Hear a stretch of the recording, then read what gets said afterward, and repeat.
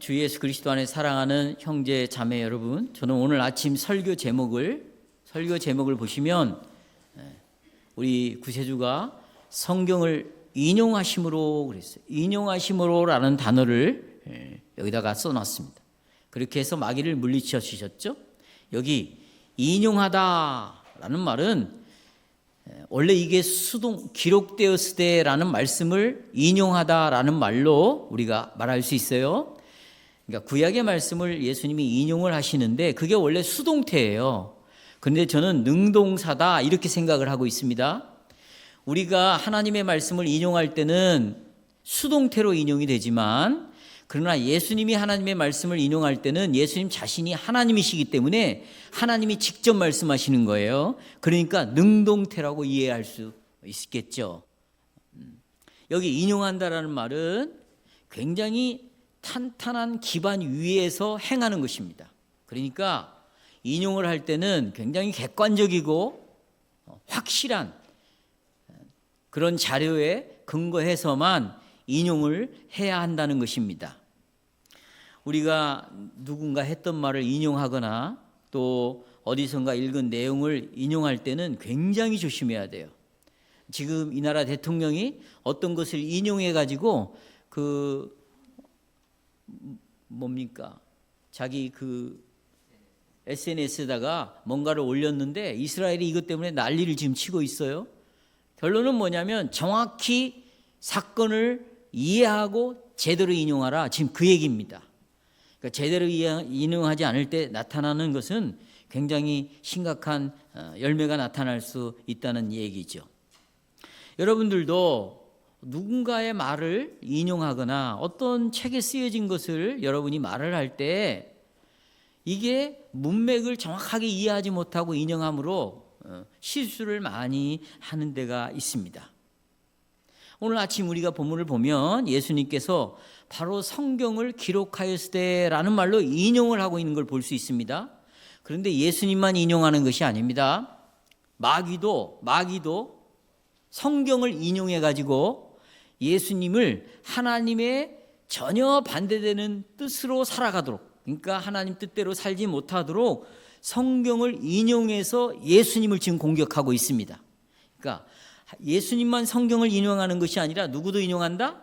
마귀도 인용한다. 여러분도 얼마든지 인용할 수 있습니다. 여기에 대하여서 마귀가 인용하는 것에 대해서 예수님께서는 성경을 가지고 인용한다고 다 올바른 것이 아니다, 이것을 마귀에게 똑똑히 보여주고 있어요. 여러분과 제가 설교 시간에 성경을 인용한다고, 여러분이 대화 중에 성경을 인용한다고 그것이 다 올바른 인용인가? 그렇지 않다는 거예요.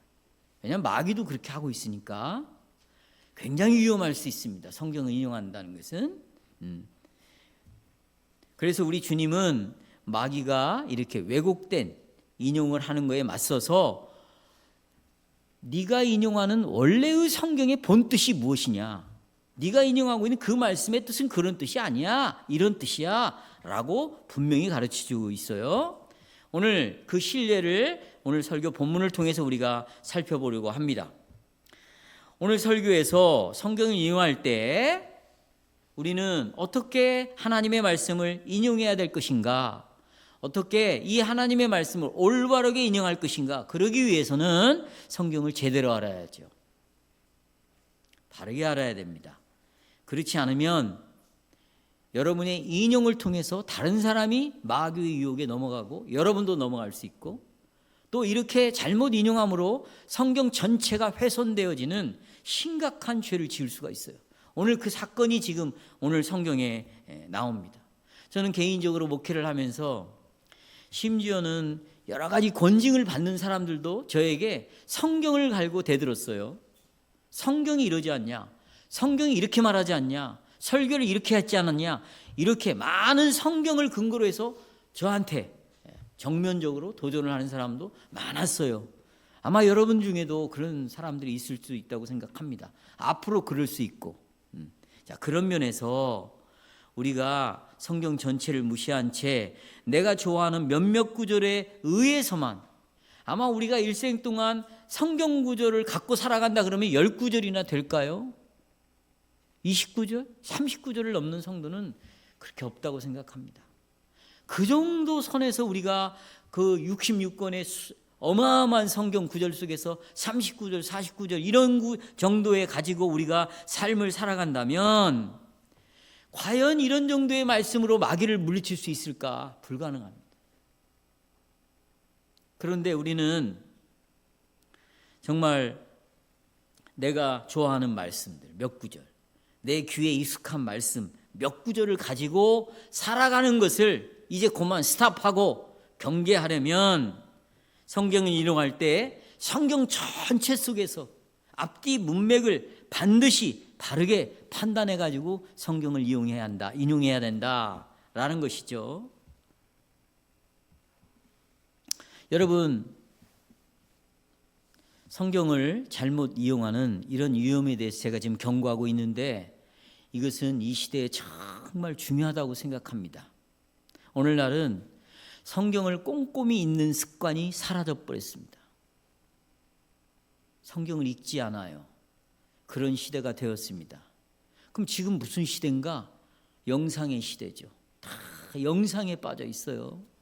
성경 읽는 대신에 그에 관한 역사적 자료가 있다. 그럼 그런 영상을 보고 그런 만화를 보고 출애굽을 이해하려면 뭐 그런 만화를 다 영상을 다 보는 시대고 또 오히려 성경을 읽는 것은 없어지고 설교를 듣는 시간들이 늘어났어요. 영상으로. 이것도 굉장히 잘못된 태도예요. 성경을 다 영상을 보는 것도 힘드니까 쇼츠 설교라고 아주 한 몇십 초짜리 아니면 몇 분짜리 설교를 또 제작을 해서 설교를 보게 하는 이런 일들이 벌어지고 있어요. 우리가 꼼꼼히 읽어야 할 내용이 있음에도 불구하고 읽지 않고 그냥 스킵, 그냥 지나가 버린단 말이에요. 이렇게 지나가 버려요. 요즘 아이들은 더 그렇죠. 왜냐하면 오늘날 교육은 영상 교육이고 전부 PPT 교육이잖아요. 이런 것들이 어떤 결과를 낳았는가? 읽는 것을 빼앗아 갔어요. 읽는 시간을 줄이고 말았다는 거죠. 예를 들어서 우리가 역사를 공부할 때 그 역사에 일어난 사건을 이해하기 위해서는 전체 역사의 흐름을 이해해야 되는데 그걸 무시하고 아주 극적인 사건만을 끄집어내서 부각을 시키는 그 대표적인 것이 왕과 함께 사는 남자예요. 저는 그것을 보고 이 영화에 대해서 굉장히 실망을 많이 했습니다. 이 단종 하나를 이해하기 위해서는 어떻게 보면 넓게는 조선의 역사를 이해해야 되는데 그런 걸 다 무시한 채 그 주위에서 일어났었던 일들, 왜 죽을 수밖에 없는가 하는 그것만 부각을 시킨다면 그렇게 해서 그것을 가지고 성도들이 아니죠. 사람들에게 역사를 이야기한다면 저는 문제가 많다고 생각합니다. 우리가 성경을 대할 때도 마찬가지예요. 성경의 앞뒤 문맥과 그리고 전체의 가르침이라는 이런 기본적인 지식이 없으면 마귀가 우리를 유혹해서 생각나게 하는 성경, 여러분 마귀도 우리를 성경을 생각나게 해요. 이런 한두 구절을 인용함으로써 결국은 마귀도 이기지 못하고 그 말씀 때문에 자기도 시험에 드는 이런 일이 얼마든지 일어날 수 있다. 여러분은 얼마나 시간을 할애해서 성경을 읽습니까? 공부합니까? 저희 교회는 경건의 방에 금요일이면 빠르면 금요일이면 설교 본문 말씀하고 그 다음에 제목, 대지, 주제, 대지가 이미 금요일 날 나갑니다. 그러면 여러분 성경 본문을 이해하기 위해서는 성경 본문의 앞에 있는 구절을 이해해야 되고 그 다음에 본문 뒤에 나오는 구절을 이해하는데 여러분이 그렇게 시간을 할애해서 성경 전체 본문의 설교를 이해하기 위하여 본문을 이해하기 위하여 전체 설교들을 이 말씀들을 여러분이 읽는 데 시간을 할애하냐 그 말씀입니다. 제가 너무나 어둡게만 상황을 지금 말하고 있는 것입니까? 내가 하는 진단이 여러분들 무겁게 느껴진다 할지라도 지금 이 시대가 처한 교회들의 영적 위기는 정말 심각합니다. 그래서 정직하게 이 문제에 대해서 직면해야 된다고 저는 생각합니다. 특별히 복음주의 진영에 대해서 좀 더 생각을 하고 싶어요. 지금 서론인데도 제가 이 말씀을 드린 이유는 그래야 여러분 본론에 들어와서 말씀을 이해할 수 있어요. 여러분 집에 있는 대부분의 책들, 저는 웬만하게 여러분의 집들을 방문했기 때문에 대부분에 가서 본 책들은 복음주의에서 나오는 책들이 95% 이상이에요. 아니 거의 다 복음주의 진영에서 나오는 책들입니다. 그런데 여러분 그 복음주의에 나오는 책들을 읽어보시면 그들은 성경을 많이 인용하고 있습니다. 그러나 우리는 이들이 올바른 방식으로 과연 성경을 인용하고 있는가?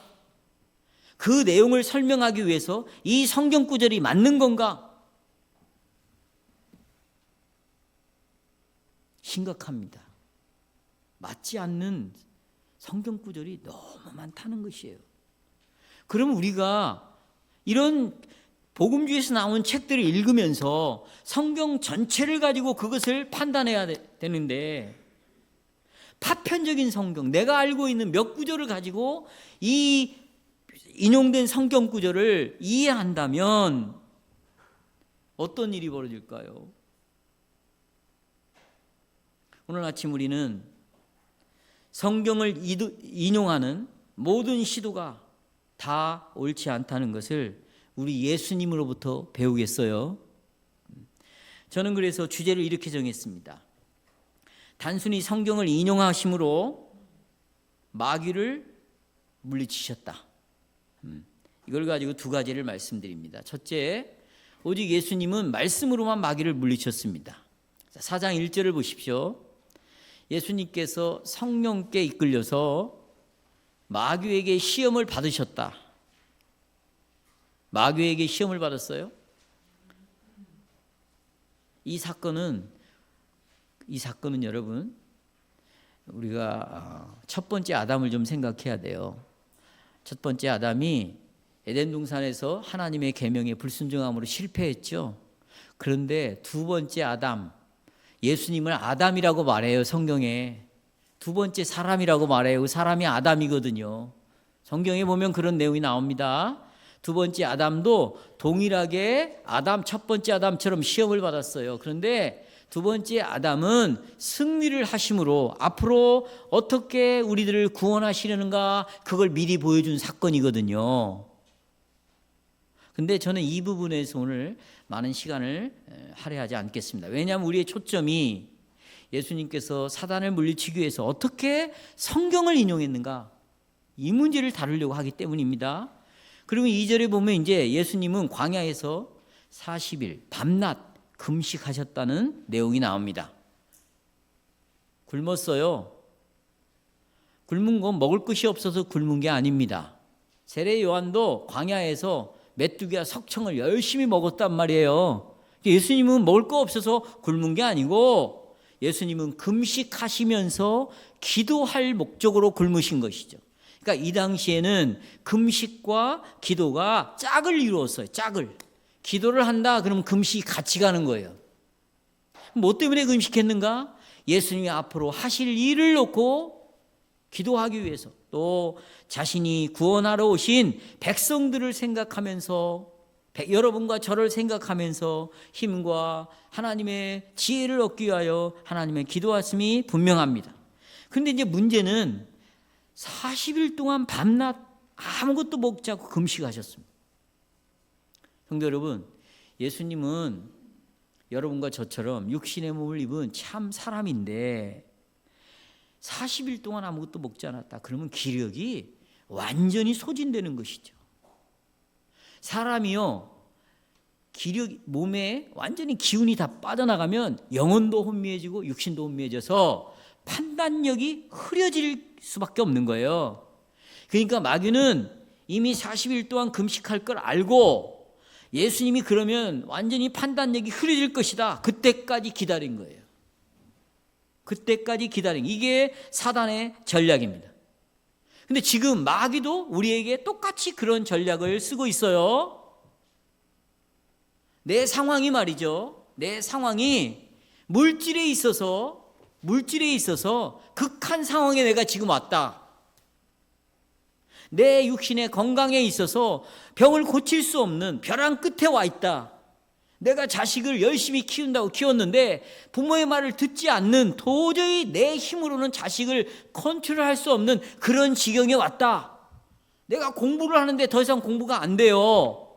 직장을 가는데 직장에서 더 이상 계속해서 다닐 수가 없어요. 이렇게 되면 완전히 사람이 영혼의 육신의 힘이 소진이 되는 거고, 그러면요 판단력이 흐려지게 돼 있어요. 이때 마귀가 노리는 겁니다. 이때 그러면 직장을 구하는 사람은요 판단력이 흐려져 있기 때문에 아무거나 오면 하나님이 주신 직장이라고 그냥 다니는 거예요.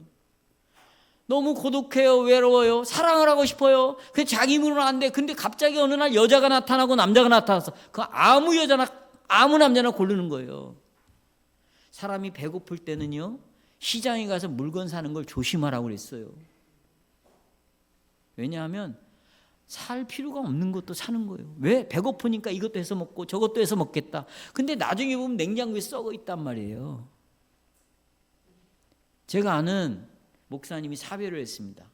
근데 그 목사님은 이런 얘기를 했어요. 목사님, 반찬이 김치가 하나밖에 없을 때는 이때 자빠지게 돼 있어요. 목사님이 재혼을 할 때는 지금 목말라 있고 배고파 있기 때문에 구별이 안 됩니다. 판단력이 흐려됩니다. 그러니 제일 조심해야 될 때예요. 바로 사단이 예수님을 공격할 그때가 바로 이때라는 걸 알고 기다렸던 겁니다. 그리고 예수님 앞에 유혹하기 위하여 올무를 딱 마련을 해놓았습니다. 마귀가 이제 예수님께 다가와요. 자, 보세요. 예수님께 왜 40일 동안 굶주려 있느냐? 그리고 하는 말이 너가 하나님의 아들이 아니냐? 이거예요. 하나님의 아들. 하나님의 아들이면 이 돌을 얼마든지 떡으로 만들 수 있지 않느냐? 그런데 왜 이 돌을 가지고 빵을 만들지 않냐? 이걸 이렇게 유혹하는 거죠. 네가 하나님의 아들이 아니냐? 이 말은 우리가 앞에 읽었던 본문에 나오는 건데, 하늘에서 음성이 들려오는데 예수님을 뭐라고 말해요? 이는 내 사랑하는 아들이요 내 기뻐하는 자라. 그걸 상기시켜 주는 거예요. 너 하나님의 아들이 아니냐? 그러니 하나님의 아들됨을 마귀가 의심하게 하려고 이 말을 하는 것이 아니라, 네가 하나님의 아들이면 증명해 보라는 거예요. 그 증명이 뭐냐? 이 돌을 뭘로 만들어라? 떡으로 만들어라. 네가 하나님의 백성을 구속하게 이 땅에 왔다면 굶으면 안 되지 않냐? 먹어야 나중에 구원을 이루지. 그러니까 지금 먹어라. 누가? 네 스스로 능력을 발휘해서 먹어서 하나님의 아들됨을 증명하라. 너 예수 믿는다며. 너 성경 공부한다며. 개혁교회 신앙 고백을 갖고 있다며. 그러면 너 한번 이런 문제를 해결해 봐. 하나님이 너를 도와줄 것이 아니냐? 너 신앙 고백도 외우고 있지 않아? 교리문답 설교를 매주일마다 8년, 7년을 들었잖아. 그거 기억해가지고 너 한번 이것을 해결해 봐. 이렇게 유혹하고 있는 거예요. 그렇다면 무엇이 예수님을 하여금 마귀의 말을 예수님이 거절했잖아요. 무엇이 이렇게 마귀의 말을 거절하게 만들었는가? 여러분, 마태복음 4장에 보면 이제 예수님께서 이 마귀의 속임수를 폭로하는 장면이 나와요. 4장 4절 보겠어요? 같이 읽어볼까요? 시작. 기록되었을 때 사람이 떡으로만 살 것이 아니요 하나님 입으로부터 나오는 말씀으로 살 것이라 라는 말씀으로 사단의 유혹을 이깁니다. 그러면 여러분, 이 마태복음 4장 4절은 예수님이 신명기 8장에서 가져온 말이에요. 신명기 8장을 인용하는 말이죠. 그렇죠? 그러면 신명기 8장을 이해해야 되겠잖아요. 그러니까 여러분이 성경을 읽지 않고 왔겠죠. 오늘 벌써 알고 있는 사람은, 관심 있는 사람은 설교 본문이 이거다 그러면 신명기 8장을 보고 왔을 거라고. 여기 신명기 8장을 읽고 온 사람 손 한번 들어보세요. 아무도 없어요. 왜? 그냥 부분적으로 이해하는 것이 너무나 익숙해 있으니까. 그래서 신명기 이 마태복음 4장 4절을 제대로 이해하는 사람이 없단 말이에요. 그러니까 여러분들이 앞으로 성경을 대하는 태도가 이게 마태복음 4장 4절에 기록되었을 때 라는 말이 나오면 어떤 말을 인용한 것인가? 이게 써졌어요. 여러분 갖고 있는 성경에 신명기 8장이라고. 그러면 가서 그걸 읽으셔야 돼. 자, 그러면 신명기 8장의 내용은 뭔가? 모세가 이스라엘 백성들에게 적과 꿀이 흐르는 땅에 들어가면 너희들이 유혹을 받게 될 것이다. 처음으로 유혹에 딱 맞닥뜨리게 될 것이다. 왜? 가나안 땅은 너희들이 보지도 경험하지도 못한 모든 것들을 다 갖추고 있는 땅이야. 없는 것이 없어. 너희들은 광야 생활만 하다가 들어가잖아. 그런데 거기는 문화라는 것이 정착이 되어 있기 때문에 어마어마한 도시야. 없는 게 없어. 눈이 뒤집어져. 그걸 보고 유혹을 받게 될 것이다. 그러면서 모세가 이렇게 말해요. 너희들을 40년 광야 생활에서 하나님이 너희들을 어떻게 인도했는가를 잊어서는 안 된다. 그럼 하나님이 40년 동안 어떻게 인도했는가? 너희를 낮췄어요. 이스라엘 백성을 40년 동안 하나님이 테스트했어요. 시험하셨어요. 왜? 너희의 마음이 하나님께 순종할 마음을 갖고 있는지 불순종하는 마음을 갖고 있는지 40년 동안 난 너희들을 테스트했다. 자, 보세요. 하나님이 40년 동안 어떻게 테스트했습니까? 이스라엘 백성들에게 어떤 상황 속에서도 하나님께만 순종하는 법을 가르쳤어요. 그래서 하나님은 먼저 자기 백성들에게 굶게 했어. 굶게. 먹을 것이 없어요. 광야는 죽음의 땅입니다. 먹고 물도 없어요. 양식도 없습니다. 그래서 이스라엘 백성들을 먼저 굶기는 거예요. 그 다음에 만나를 주십니다.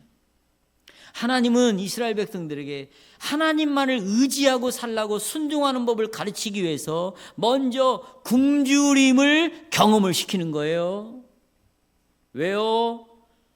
네가 먹고 사는 생계는 네 손에 달려있지 않다. 나에게 있으니 나만을 의지해라. 이것을 하나님이 가르쳐 주신 것이죠. 그러니까 그들은 하나님의 손 안에서 살아가는 법을 배워야 했어요. 근데 우리들은 어때요? 걱정하지 마세요. 내가 아르바이트 하면 한 달에 얼마씩 법니다. 저 이거면 얼마든지 살 수 있어요. 여기 안 된다고요? 제가 알아보면 일할 곳이 많아요. 제가 노력해서 직장 구하고 얼마든지 살겠어요. 여러분, 이런 생각을 갖고 있는 성도가 먹고 사는 문제에 있어서 하나님을 의지할 수 있겠어요? 이건 불가능한 거예요. 불가능한 거예요. 이스라엘 백성도 똑같아. 그래서 40년 동안 광야 죽음의 땅으로 집어넣어놓고 그들을 굶주리게 하고 먹을 걸 하나님이 주심으로 철저하게 하나님만을 의지하게 만들었던 것이죠. 성도 여러분, 이것은 우리도 반복해서 배워야 될 사실입니다. 내가 아버지의 손 안에서 산다는 것은 페트병에 들어있는 생수 한 병조차도, 음식 작은 샌드위치 하나조차도, 김밥 하나조차도 이것은 하나님의 선물로 나에게 주어졌구나. 이것이 하나님의 손 안에서 산다는 뜻이에요. 내가 마트에서 쌀이나 일용품을 살 때도 이것은 하나님이 나에게 주시는 거구나. 이게 하나님 손에서 사는 것이죠. 이런 사람들은 삶이 넉넉하지 않아도 기쁨을 누립니다. 평안을 누려요. 왜? 누가 공급해 주시니까. 하나님이 공급해 주시니까. 그러니까 여러분의 양식은 하나님의 말씀이 먼저 여러분의 양식이 되어야 되는 거예요. 따라서 하나님의 말씀이 먼저 양식이다. 예. 하나님의 말씀이 뭔데요? 이스라엘 광야에서 주신 말씀 아니에요. 여호와만을 신뢰해라. 네가 스스로 먹고 사는 걸 챙기면 안 된다. 이게 하나님의 말씀이에요. 사람이 떡으로 사는 것이 아니다. 이게 하나님의 말씀이에요. 이것이 먼저 양식이 되어야, 이 말씀이 양식이 되어야 어떤 상황에서도 하나님 손으로부터 오는 걸 받아 먹지.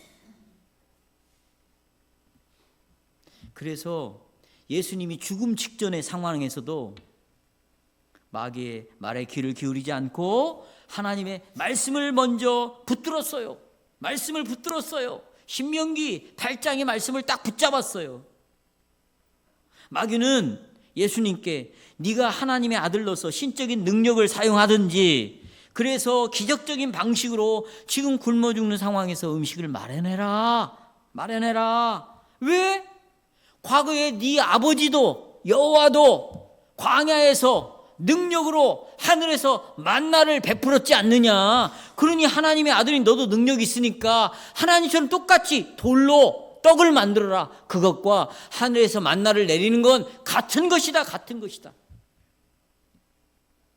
마귀의 주장은 정상적으로 네가 음식을 준비하든 기적적인 방식으로 음식을 준비하든, 네가 그런 능력이 있는 사람으로서 직장에 가서 돈을 벌어서 음식을 구하든, 아니면 뭐가 로또가 당첨이 돼가지고 음식을 구하든, 음식을 빨리 구하는 것이 중요한 것이지. 이게 뭐가 잘못됐냐? 이것이 마귀의 논리예요. 근데 예수님께서는 이 신명기 8장을 마귀보다 더 잘 알고 있었어요. 기적적인 음식을 주시는 것이나 일반적인 음식을 내가 준비하는 것이나 이것이 다 하나님의 말씀에 달려 있다는 것이에요. 뭐에 달려 있다? 말씀에. 그래서 예수님께서는 사람이 떡으로 사는 것이 아니요 하나님 입에서 나오는 말씀으로 산다라고 말씀하시는 것입니다. 그런데 성도 여러분, 문제는 성도들이 사람은 떡으로 사는 것이 아니다, 이 말씀을 수도 없이 써요. 그런데 성경에서 말하고 있는 것과 전혀 다른 의도로 이 말씀을 인용하고 있다는 것입니다. 왜 그렇게 잘못되게 인용할까요? 바로 떡으로 사는 것이 아니요 그 다음에 나오는 말씀을 잘라버리기 때문이에요. 그 말씀을 무시하기 때문이에요. 사람이 떡으로 사는 것이 아니냐 라는 말씀 뒤에는 하나님 입으로 나오는 모든 말씀으로 산다, 이게 뒤따라 나오는데 뒷부분을 그냥 지워버리는 것이죠. 보세요. 하나님 입에서 나오는 말씀으로 산다, 이 말씀으로 하나님의 어떤 분인가를 잘 이해하고 깨닫고 있다면, 말씀으로 먼저 깨달아야, 이 말씀을 양식으로 삼아야 사람이 떡으로만 사는 것이 아닌 것이 무엇인가를 알 수 있죠. 근데 말씀을 모르고 있으니 사람이 떡으로 사는 것이 아니다라는 말을 인용은 하지만 이걸 잘못 인용하고 살아가고 있다. 이것이 첫 번째 대디에서 가르치는 거예요. 그러니 성도 여러분, 부지런히 말씀을 공부하는 자리에 오셔야지요. 그래야 원수들 앞에서 성경을 바르게 인용할 수 있죠. 이것은 신앙생활의 굉장히 중요한 신앙생활의 일부예요. 누군가가 말씀을 잘못 인용하는 자들에게 그게 아니야, 그게 그런 말씀이 아니야 라고 고쳐주는 것은 신앙생활의 아주 중요한 일부인데, 내가 파편적으로만 성경을 이해하고 있으니까 상대방이 말씀을 말하면 다 옳다고 따라가고 있는 것이 지금 우리가 당하고 있는 큰 위기다. 그래서 두 번째 대주로 넘어갑니다.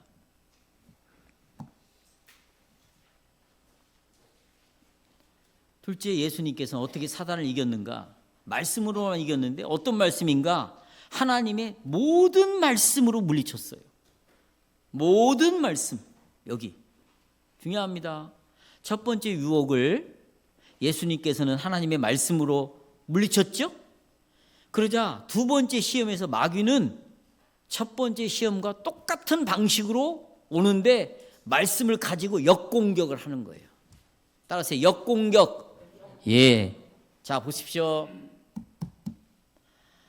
지금 마귀는 시편 91편을 몇 구절을 가지고 왔어요.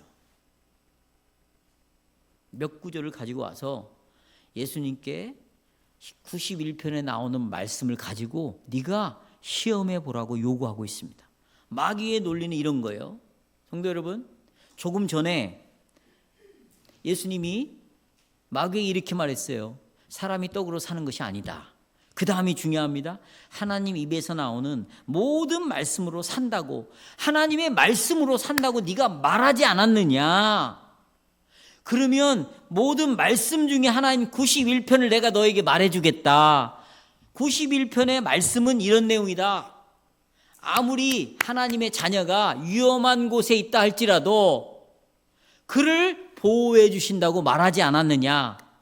성전 꼭대기에 올라가서 떨어내려도 91편에 천사들이 그의 발을 붙잡고 다치지 않도록 사뿐하게 내려오도록 해주신다고 91편에 말하고 있지 않냐. 너 그 말씀을 믿는다며, 그 말씀으로 살아야 된다며. 그러니 그 말씀대로 한번 떨어져 내려봐. 이거예요. 하나님이 천사를 보내요. 예수 너를 보호할 것이고 그렇게 약속을 하지 않냐. 그러니 네가 이 말씀을 진짜 믿는가 증명해 보라는 거예요. 이건 아주 강력한 유혹이에요. 저는 오늘날 엄청난 성도들이 여기에 다 자빠지고 있다고 생각합니다. 여기에 걸리지 않는 사람들이 거의 없어요. 여러분 보세요. 왜 이게 강력하냐면 하나님의 약속을 내가 이 약속을 내 눈으로 확인하고 이 약속이 실제로 이루어지는 것을 내가 확인하고 그리고 하나님을 의지할 수 있다면 하나님을 믿지 않을 사람들이 어디 있겠어요? 다 믿죠. 예를 들어서 내가 질병이 걸렸어요. 근데 고쳐주신대 성경에 보면. 그러면 이것을 실제로 눈으로 확인하고 내가 고침받는 것을 낫는 것을 내가 확인하고 그 다음에 하나님을 믿는 것은 얼마나 쉽겠냐고요. 내가 돈이 없어요. 실제로 통장에 돈이 들어와요. 이걸 눈으로 내가 확인하고 왜? 하나님 구하라 그러면 주실 것이라고 했으니까. 통장에 실제로 돈이 들어와. 병이 고쳐져. 내 자식들이 변화가 돼. 그것을 내가 직접 눈으로 확인하고 약속을 믿는다면 얼마나 쉽게 믿을 수 있겠냐. 지금 이 말이에요. 성경을 통해서 즉각적인 내가 증거를 볼 수 있다면 정말 좋겠죠. 그런데 왜 예수님께서는 91편에 분명히 하나님이 약속하시기를 떨어내려도 절대로 죽지 않고 다치지 않겠다 약속을 하셨는데 왜 예수님께서는 우리를 위하여 그 약속을 믿고 진짜 한번 떨어져 보지. 약속이 하나님의 약속이니까 죽지 않는 거 아니에요. 믿고 떨어지지. 왜 그것을 증명해내지 않았는가? 여기에 대한 답은 히브리서 11장 1절이에요. 믿음은, 자 보세요. 믿음은 바라는 것들의 실상이다 그랬어요. 믿음을 설명하는 거예요. 믿음이라는 건 바라는 것. 앞으로 이렇게 됐으면 좋겠어. 이게 믿음이 아니고 앞으로 이루어질 것을 지금 현재로 가지고 와. 앞으로 이루어질 것이니까 내가 본 적이 없는 거예요. 그걸 지금 가지고 와. 그래서 지금 이루어진 것처럼 믿는 것. 이게 믿음이라는 거예요. 또 하나, 믿음은 보이지 않는 것들의 증거라는 거예요. 보이지가 않아요. 예수님 봤어요? 하나님 보셨어? 성령이 보여요? 보이지 않아. 그러나 하나님이 그것이 존재한다고, 하나님이 계신다고, 예수님이 계신다고, 천국이 있다고, 구원이 있다고, 영생이 있다고 말하는 것이 보이지 않지만 그렇다고 말씀하시니까 나는 지금 내가 그것을 실제로 믿고 있다 그 말이에요. 그래서 믿음은 바라는 것들의 실상이요 보이지 않는 것들의 증거다라고 말씀을 우리에게 해주고 있습니다. 이 두 번째 유혹과 관련해서 만약에 예수님이 진짜 높은 곳에 뛰어내림으로써 예수님이 하나님을 진짜 믿고 있구나, 이 약속을 믿고 있구나, 이런 신뢰를 시험하려 하셨다면 보이지 않는 것을 억지로 보여주는 것에 불과한 거예요. 따라서 보이지 않는 것을 억지로 보여주는 것이다. 이것은 믿음이 아닌 거예요. 이건 믿음이다, 믿음이 아니다. 왜냐하면 믿음의 기초는 일어나지 않아도 일어날 것을 신뢰하는 거죠. 보이지 않아도 진짜 보일 것을 신뢰하는 것이죠. 그런데 억지로 보여줌으로 믿게 하겠다는 것은 믿음이다, 아니다. 여러분의 병을 고쳐줄 수 있어요. 그런데 그걸 봐야 내가 하나님의 약속이 이루어질 것을 확신한다. 그러면 그 사람 믿음이 없는 거지.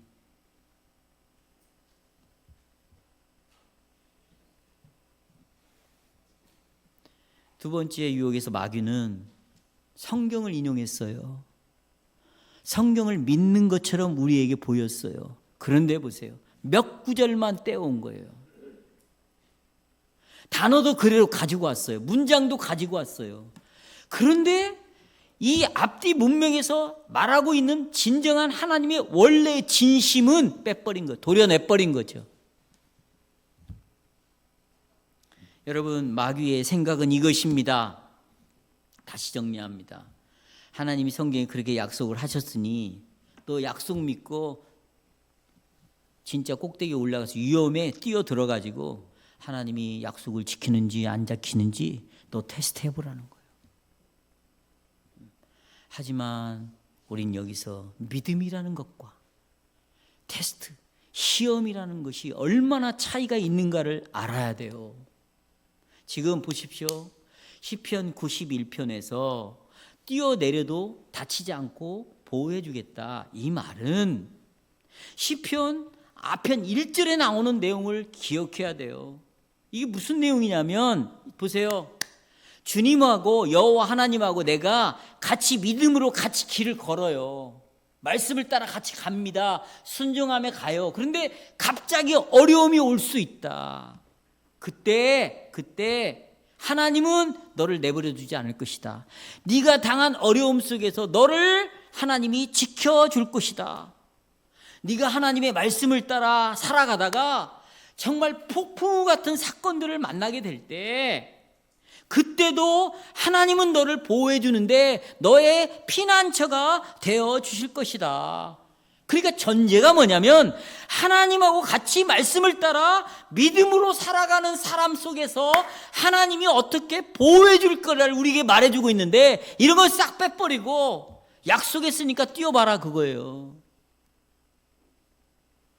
그런데 하나님은 이 아름다운 약속을 고약하게 비틀어 버렸어요.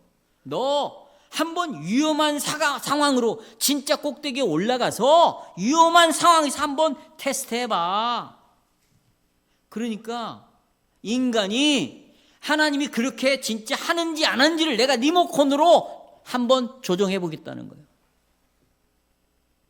이런 하나님인지 아닌지를 내가 인간이 테스트해 보겠다는 거예요. 여러분 한번 보세요. 한번 생각해 보세요. 자, 여기 다 보고 어린아이가요 어느 날 아빠의 손을 잡고 길을 열심히 가고 있었어요. 아빠 나 사랑하지? 아빠 나 끝까지 지켜줄 거지? 그랬어요. 그럼 아빠가 너를 끝까지 잘 지켜주지. 내가 너를 사랑하지. 그래? 그러면서 이 아이가 마음속에 진짜 아빠가 나를 지켜줄 수 있는 분이야? 내가 아빠를 신뢰할 수 있는 분이야? 믿을 만한 분이야? 한번 테스트 해봐야지. 그리고는 차가 오는데 거기로 뛰어들어갔어요. 거기로. 여러분 이런 행동은 아빠를 신뢰한다고 볼 수가 없는 거예요. 그럴 수 없어요. 이건 아빠를 믿는 것이 아니라 아빠의 사랑을 담보로 아빠를 협박하고 아빠를 시험하는 거예요.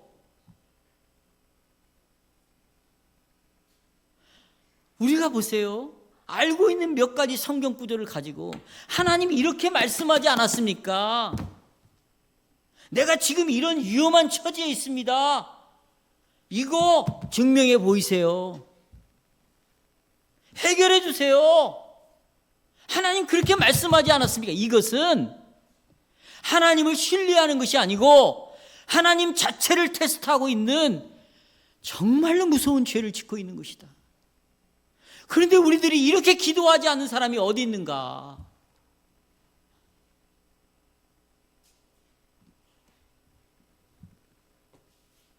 성도 여러분, 하나님의 자녀들은 오직 자기 자신들이 이 약속을 내가 눈으로 보지 못했어도, 내가 실제로 이루어지지 않았어도, 보지 못하는 것들의 증거니까 내가 본 적이 없어도 하나님의 약속대로 분명히 나를 끝까지 보호하고 지킬 것이다. 그리고는 묵묵히 하나님의 손을 잡고 가는 것이 믿음이지, 그런 분인지 아닌지를 테스트하기 위해서 위험한 상황으로 들어가 가지고 하나님을 시험해 보겠다. 이것이 마귀의 전략입니다. 성도 여러분, 자,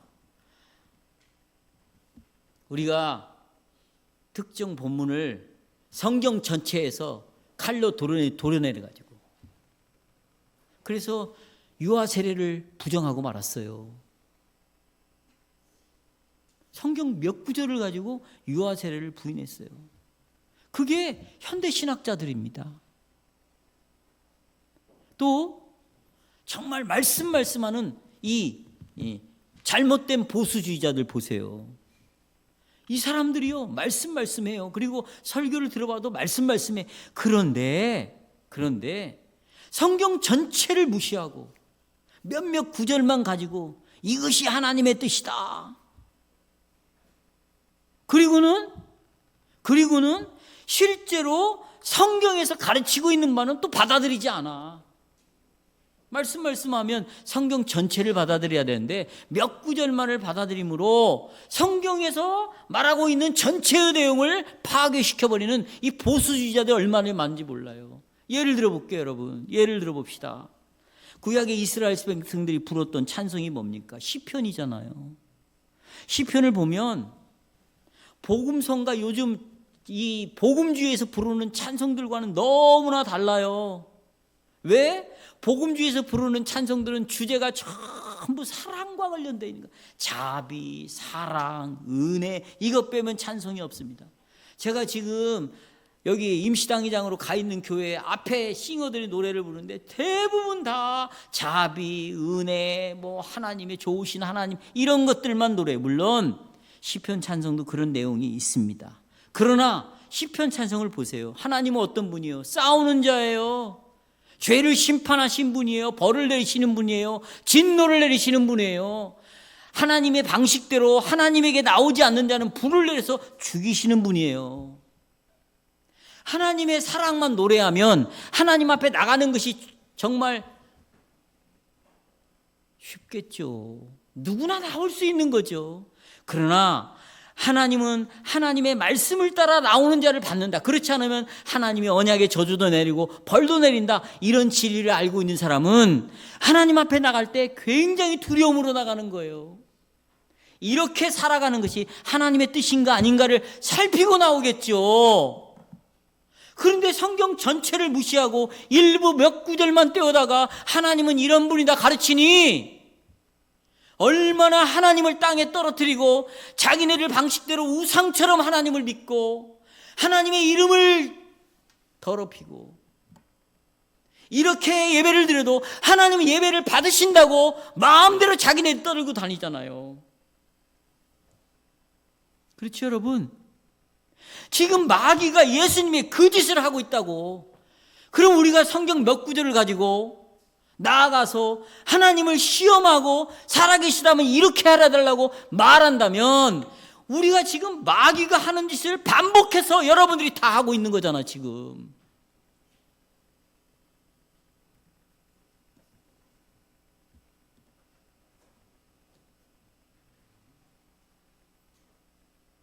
성도 여러분, 예수님이 보여주신 대로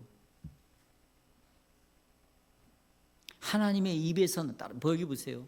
하나님 입에서 나오는 모든 말씀, 여기 입이라는 말은 하나님이 가르친다, 그걸 상징적으로 하나님 입이 없으니까 가르치는 말씀, 모든 것으로 우리가 살아야 돼요.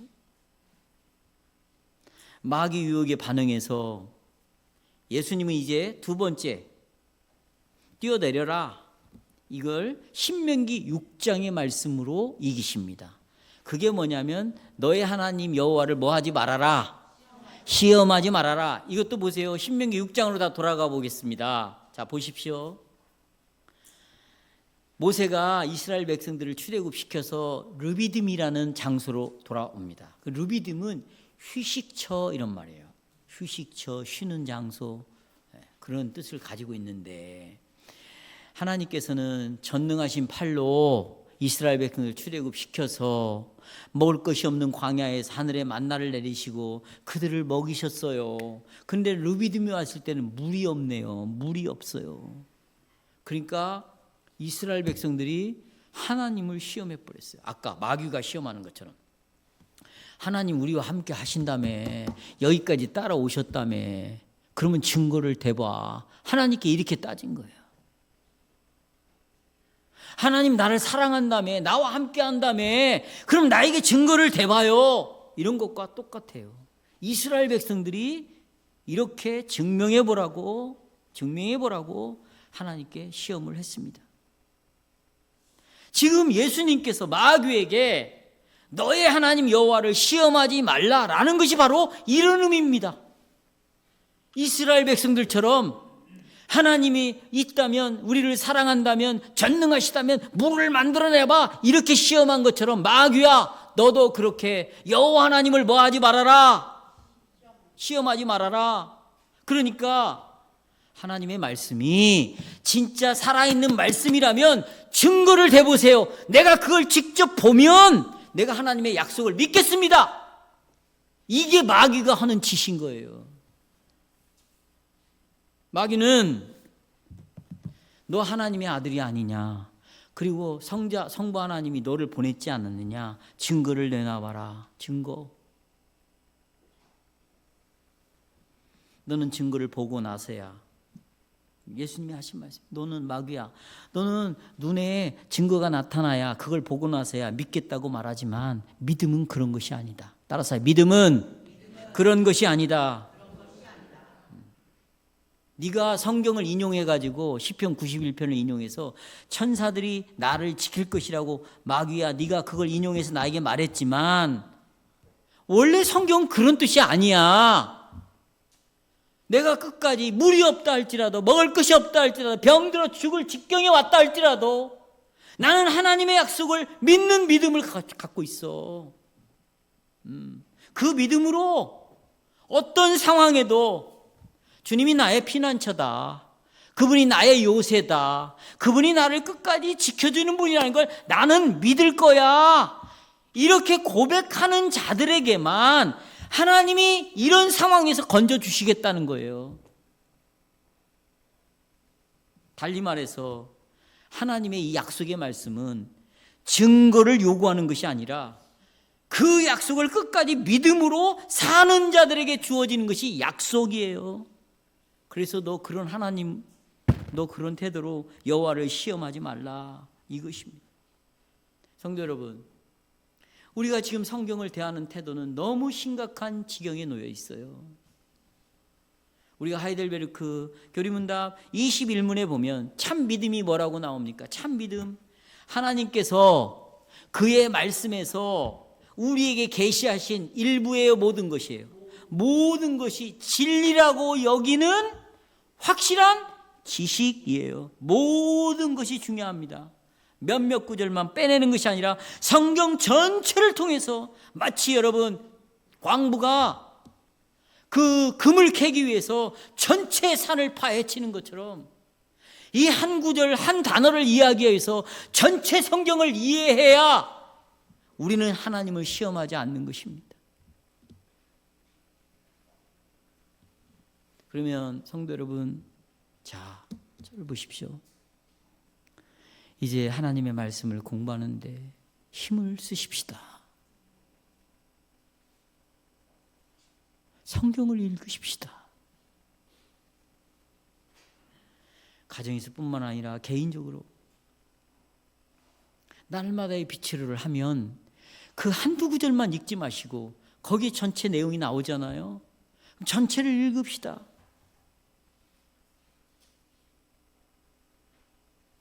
왜?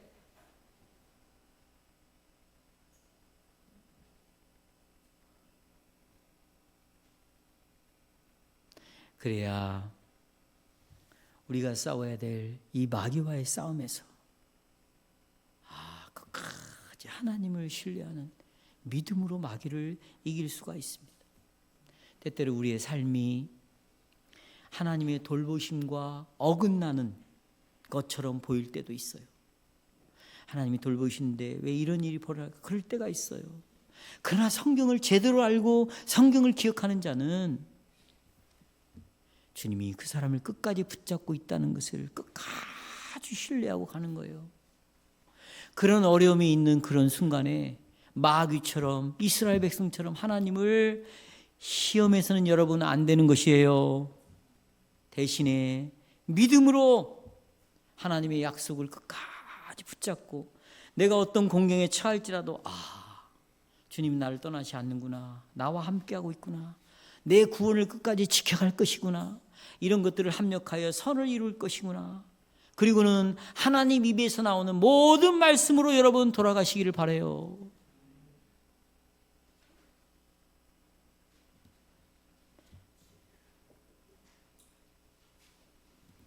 그럴 때만 우리는 이 땅에서 영생을 누릴 수 있고 죽어서도 천국에 갈 수 있습니다.